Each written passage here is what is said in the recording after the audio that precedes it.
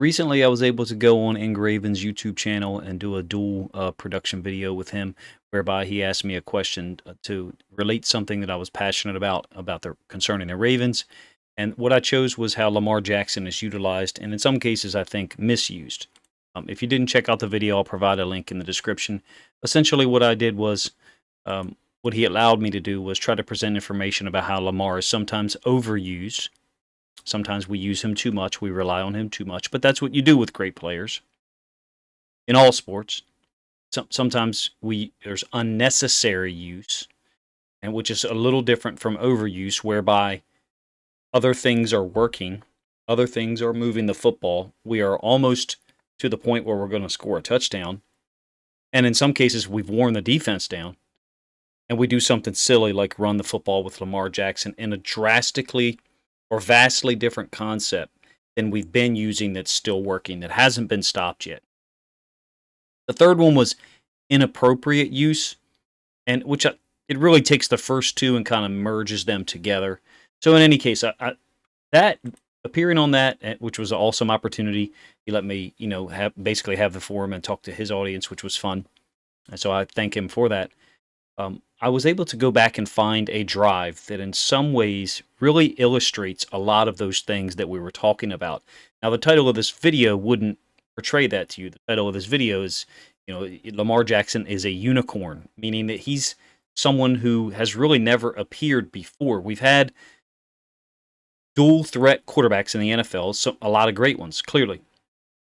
He's compared to Michael Vick often, and that comparison isn't really that great, although the Falcons, in a couple years, they did run a lot of zone read stuff.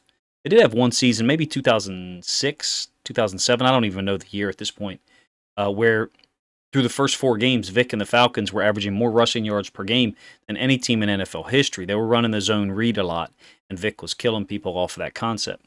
But in any case, I think he's a unicorn because of what he's asked to do on a play-by-play basis. So I didn't edit this video. This is not any attempt to be professionally edited. This is a 16-play drive against the Browns, and it ends up in a field goal that I believe puts us up 6-0. So what we're going to do is we're going to look at some plays in a row and then show all of the things that Lamar is asked to do consecutively. Now, this is an option concept. We're running the dive back here, and then Lamar keeps it around, tries to get around the edge, and the Browns are defending it well. They've got 2 linebackers there, one to fit on the inside of Ricard and one to fit on the outside of Ricard. They're defending it well. They're basically reading and lining up off of Ricard. So again, it's using our tendencies against us. There's a little bit of something interesting here at the end of this play. Something slick right here. Maybe the body positioning causes this to happen, but I always notice little stuff like this. True. When you're the man, when you're the guy, you don't do stuff like this. You don't do little cheap stuff like that. That's just my opinion. But in any case, that was the first play of this drive. It's only a 60-yard drive, and we run an option concept where Lamar keeps it. Very next play, he throws a short pass, which is a cool adaptation for us.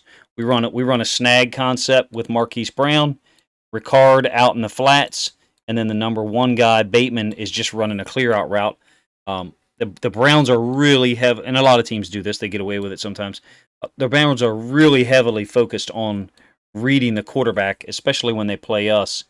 I mean, they got a lot of eyes on Lamar at all times, and you kind of have to because he's such a great player. And certainly there are coverages, and there are people who do that as a teaching concept. It's one of the things that we try to avoid when we're coaching young players. But guys in the NFL can do things because they've got great recognition skills. 4-man rush, Lamar identifies it quickly, fits the ball in there to Marquise Brown between 2 underneath droppers. So you have an option play, first play, second play, a traditional, typical, quick read for the quarterback to get the ball out and get a short gain. We go right back to an option read concept. I really think that this play, while it isn't a cool concept, needs to be changed somewhat. Lamar is either reading this inside backer here, or he's reading the D end. His face mask is not looking at the D end, and you'll get confirmation of that on the end zone angle. But some option quarterbacks, a lot of them, I should say, are taught not to direct their face mask straight at the guy they're reading. So when I say the guy, I'm talking about this end here. Lamar certainly was not looking at him. In terms of having his face mask, he may be reading this backer, and that might be why he keeps this. Okay? Because the guy who makes the tackle is the end that would typically be the read man. Now, another aspect of this, the guard is pulling. He's also reading this end.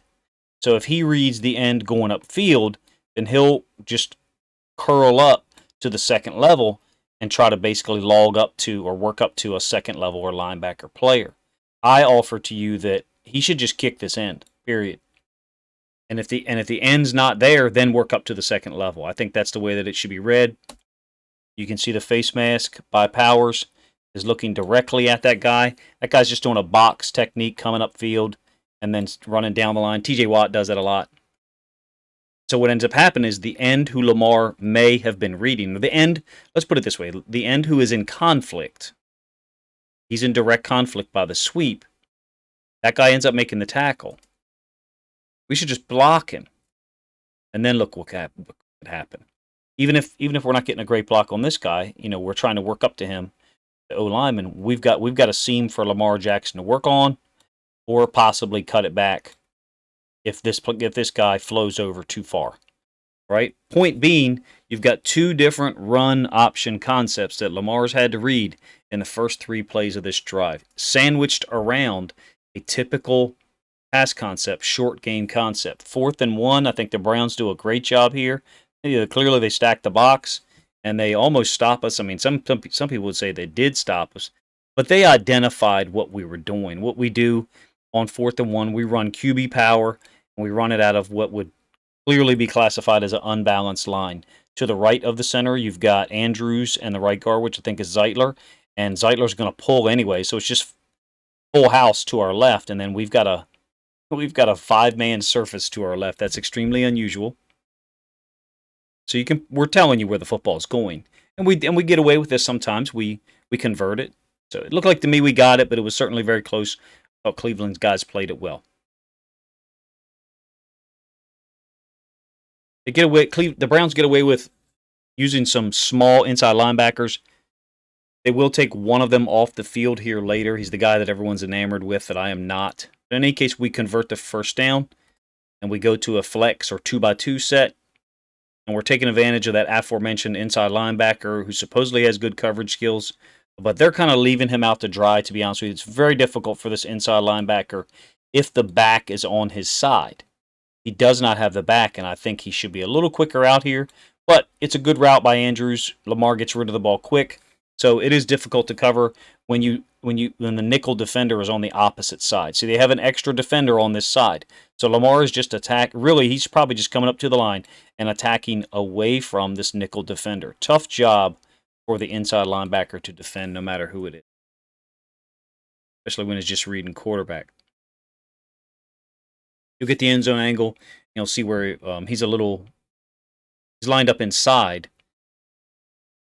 Don't have enough width here at all for him because he's away from the back. If the back was over here, if the back's feet were here, then he might have to go this way on a run concept or an RPO, depending on what they're going to call. But since he's on the opposite side, a lot of times an inside linebacker, his feet, even though he's responsible for this gap, he'll go ahead and walk out some and then let this D end tighten up to an actual traditional 5 technique. But that's not what they do here. Lamar gets rid of it quick. So you've got the first 5 plays, all right? To my point. First 5 plays, 3 runs by Lamar, 2 short passes, which he executed flawlessly. And we're all hoping that we do more short passes, right? We're down with that. Like, we would like to see him do that. We finally, on the 6th play, run what I guess we would call a traditional run concept. Now, by personnel, the Browns have matched us It's 21 personnel, so 2 running backs, tailback and Ricard. That's your 2 running backs, and the tight end. So that's where the 21 comes from. In case you're unfamiliar with what that is, 21 personnel.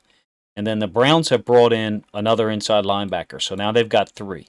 They're in a 4-3 structure. Okay, and I know this guy's more so like a hybrid linebacker, safety, body size. But he's a good player, even though he's not the type of inside linebacker that I prefer. Downhill run concept on the 6th play, so we finally, do something to alleviate Lamar from a decision-making standpoint. My point on the Ingraven video, and my point still here, is there has to be a time that we get away from some of these things. I don't care what concepts we're running. We have to allow him to just be a quarterback sometimes and not have to make the right decision on every single play. At least here we've recognized that. We've given him a 2-play reprieve. By the way, Jadeveon Clowney is pretty damn good. All right? This is him right here going up against Nick Boyle. The line of scrimmage is the 42. So watch what happens to Nick Boyle in the line of scrimmage. Look, extension by Clowney. Good body angle. Anchors down with the outside leg.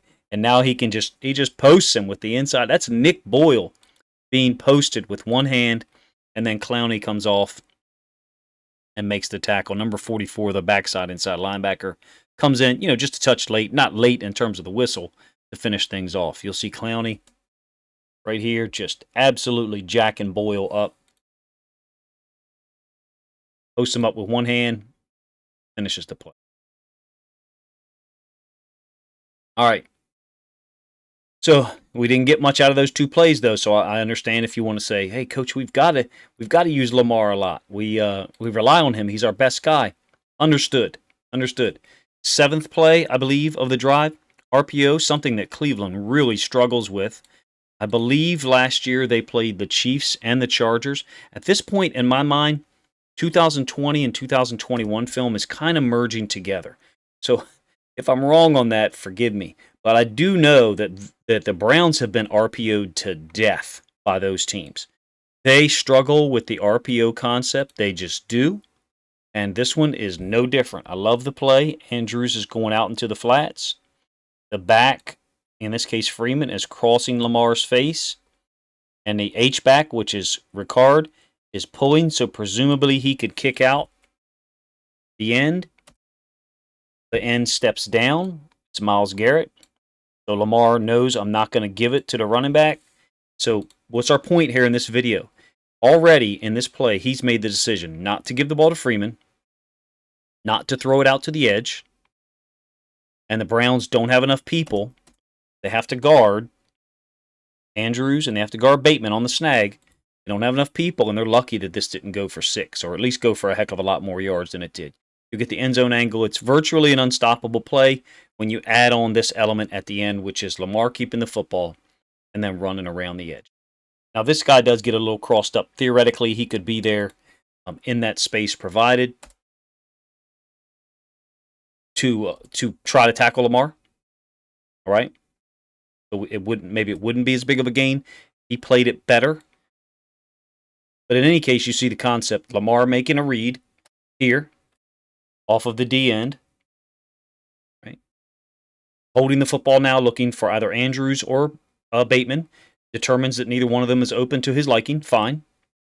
Takes off running. Now, don't come on here and say, like, oh, he should have gone to his 3rd read. Watch the play. There is no 3rd read. This guy's not running a route for whatever reason. Maybe he's supposed to.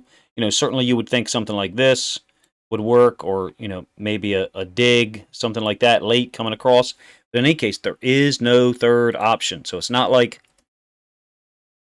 Lamar should go to the next read. It's a 2-read play, and he can take off or he can improvise. And that's just quarterback in a spread structure. I mean, there's many plays like that. I shouldn't say a spread structure. In certain structures, provide the 3rd element to it, which is the quarterback running if no one is open. We certainly had that option because we had the fastest guy on the field, or one of the top 2 or 3 fastest guys on the field in every play. All right, we're checking to something here. You can see Lamar signaled And then the receivers, Brown and Andrews, mirrored the signal. They passed the call on. A little bit overthrown, a little bit of a weird motion by Lamar. Let it run again. See, he's making a hand signal. Got a coverage and a play that he thinks he can make, but Andrews gets hemmed up a little bit. We're faking this screen to Brown, and then I think Andrews is supposed to run up the sideline. Nice job by this DB, I think 33. Him and Andrews up just a little bit, and Lamar's technique there was a little bit off. It kind of looked like, for whatever reason on that play, it looked a little bit like 2018 Lamar. I'm not sure why. I think he was excited because he thought he had a touchdown coming, or a big play. Obviously right there, quarterback. He's going to do this weird little pump fake thing that, he's in his, there's a designed fake screen to Brown there, and then Andrews is supposed to run outside of the strong safety, and you can see it's a little bit overthrown. If somebody wanted to be real picky, and this is not how I am, you'd say, hey, at some point we can run. Well, he's ran the ball, 5 times on this drive? 4 times on this drive already? And that's to our point, is that at some point we've got to get away from some of these things so that as we get to the 7th, 8th play in a drive, Lamar hasn't already run 4 or 5 times. He's a closer, not just in games. He's a closer on drives as well. I don't know if that concept makes sense or if I'm rambling at this point. I do really like this play, to be honest with you. Another RPO. The D end again flashes down with the running back. Lamar keeps it for like an 8 or 9 yard gain. Nice collision there at the end. The Browns are physical.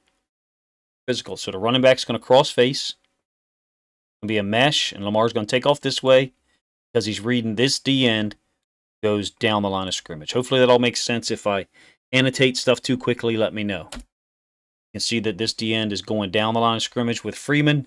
This is the inside backer, so there's a natural exchange where the D end is going down here. This number 4 inside linebacker would then take over his gap. He false steps a little bit. That opens up just enough of a seam for Lamar. If he doesn't false step, he's in a better position. I contend that these guys are fast, athletic, strong, hard-nosed. They do lack a little bit of technique here. You can see the false step by 4. His feet, he went this way 2 steps, and that's what opened up this bigger seam for Lamar. I mean, it's still going to be difficult to tackle Lamar Jackson in any case, but again, I love the RPO plays. I have no problem with those last 2 plays, none. My problem is earlier in the drive, us relying on him because we do start to bully them. Now they stop us down here on the goal line. I believe this puts us up 6-0. It might be later on in the game than that, but if I recall, we had 3 field goals, and the final one, which put us up 16-10, was in the 4th quarter, and this is not in the 4th quarter. So I think this is a 2nd quarter drive. I really love this play by Lamar.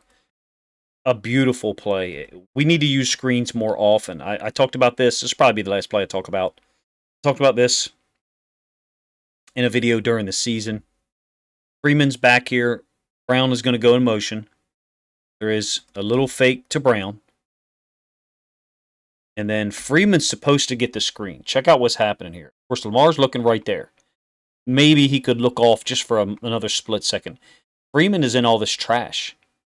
Freeman's supposed to go this way. Right? That's where he's supposed to go. Screen is supposed to happen to our right. Freeman's a savvy vet. He's smart. He saw all this congestion here. Got away from it. Got the screen. Great play by Clowney. I mean, like I said, Clowney's... maybe he's not a 10, 12 sack per year guy, but he's a heck of a football player. Strong and athletic and quick. The Browns, again, have trouble with their coverage. They take this inside linebacker, and when Brown goes in motion, the inside linebacker is going to go with him, and so is a safety. So numbers-wise, they've got 2 guys accounting for Brown. There's an area here that's wide open, and that's the area that Freeman fits into and runs onto once he gets the football. I'm not picking on 28. I do like him. I think he's a good player. But they had some coverage problems. You certainly don't want 2 guys guarding 1 when Marquise Brown is just running out in the flats as a decoy. Hopefully that makes sense. So I think we're into 9 plays here, maybe 10. I could have lost track. And Lamar's ran the football 4 times, but 3 times by design, 2 RPOs, made 2 nice short throws, and then also had the screen adaptation that Freeman saw all the congestion, went to the middle of the field, and then Lamar was able to find him as well. So that's intelligence. That's the ability to make adjustments and be savvy. One thing to note, you guys may think I was being a little harsh on 28 and or the safety. This is the last play 28's on this drive. They could have taken him off because we end up in a goal line situation. But sometimes when you make a mistake coverage-wise in a game, they take you off, for whatever reason. I don't believe he's on the next play. You guys can correct me if I'm wrong. They bring in a bigger, heavier inside linebacker, number 56. Let me know what you guys think of my thoughts about how Lamar is used. Is he capable of doing all the things I've shown you? Absolutely. Should we continue to ask him to do those things? Yes, in certain moments. Should we ask him to do all of the things that he's asked to do at times? No, we should not. Were we missing our running backs? Freeman, Murray don't make up for, some of the other guys that we have talent-wise. No, I mean, Freeman damn near gets in the end zone there and actually had some good moments last year. So did Murray, obviously. Murray tore up the Steelers in the last week of the season. Again, they're using our tendency for Ricard there. This ends up being a field goal on this drive. We're going for it on a 4th down, and Zeitler jumps. So we don't convert this thing. The Browns stood up to us in terms of our run game, but that's not really the point of this video. The point of this video is, we asked Lamar to do too much. I was looking for a boot here, and we got the boot or the play action on the next play. Lamar being asked to execute all the disparate concepts that he's asked to execute, in my opinion, and I didn't get to this in Ingraven's video, just didn't have time. In my opinion, as the season goes on, we have seen somewhat of a deterioration in his play at times. Now, late 2020, we didn't see that. We played really bad teams like the last 4 or 5 games of the year. Late 2019, we were on an absolute roll. So I understand you may say, Coach, you just disproved your own point. I believe that there have been times where there's been a little bit of a deterioration in certain things he does because he's asked to do such a wide net of concepts. He's asked to execute so many things that other people are not asked to. Basically, remove the pistol option as a core staple of this offense. Allow Lamar more practice time on the things that other quarterbacks are able to focus on in practice. And we will not see even a 5% deterioration of his execution on core concepts as the season goes on, in my opinion. You guys can tell me where you are with my thoughts on a deterioration in execution. I'm certainly not saying he becomes an ineffective player. I'm just offering to you that when you're asked to do too many things on your job, or when you're asked to do too many things in your household, or whatever it is, at some point your effectiveness on all of those things, or maybe 2 of those things, or maybe 1 of those things, does decrease because you're just trying to accomplish too much and you don't have the time to do it.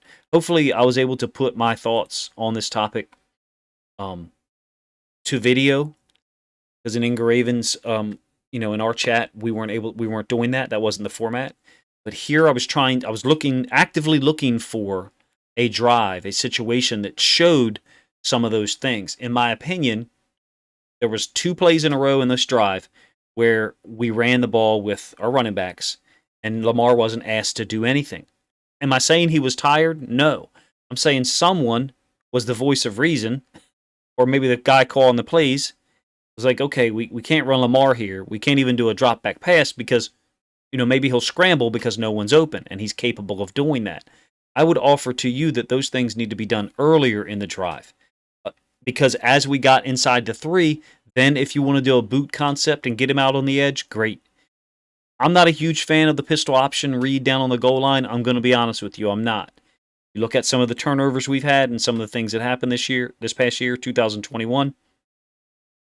I don't think our quarterback needs to be making decisions on whether to give the ball or keep it down inside the 5. I just don't. I think he's either got to be designed to keep the ball and get out on the edge, or he's got to be designed to give to the running back or just a pass play. Let me know what you guys think of the video. I certainly wasn't trying to ramble. I didn't write anything down in terms of what I wanted to say. I just wanted to go over this drive, show the number of things he's asked to do that are not connected. And then I will do a follow-up video illustrating the difference between the pistol option and the RPO, because there still are some people who are confused by the differences there. Number one. And number two, I think the RPO is a way more effective concept for us. And I think it's illustrated on this drive. Two RPO concepts where Lamar had to keep the football because no one was open immediately.